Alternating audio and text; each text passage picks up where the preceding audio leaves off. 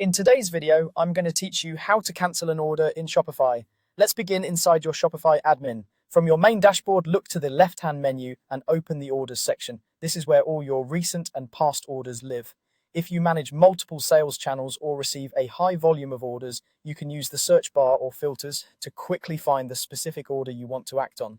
Take a moment to confirm you've got the right order by checking the customer, items, and payment status so you don't cancel the wrong one. Once you've located the order, click it to open the detailed view. Here, you'll see the full timeline, the items purchased, fulfillment status, and any notes. It's a good idea to review the order's current state before proceeding. For example, if the order hasn't been fulfilled yet, cancellation is typically straightforward. If it has already been shipped, the cancel option may be limited or unavailable depending on your workflow and integrations.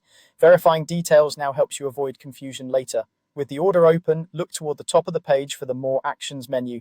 Click that, then choose Cancel Order. When you select Cancel Order, Shopify may present a confirmation dialog. Review what appears carefully. Depending on your setup, you might see options related to restocking items or notifying the customer.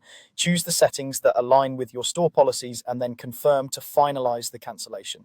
After you confirm, the order's status will update to reflect the cancellation.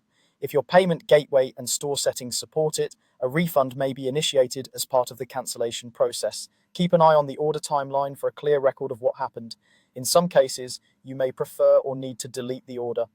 From the same More Actions menu, select Delete Order.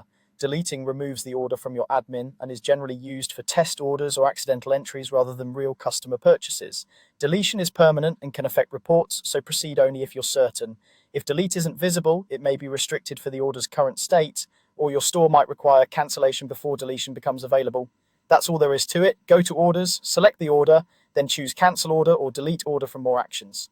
Take a moment afterward to verify the result in the order timeline and ensure your records reflect the change. This simple process helps you keep your store accurate and your workflow clean.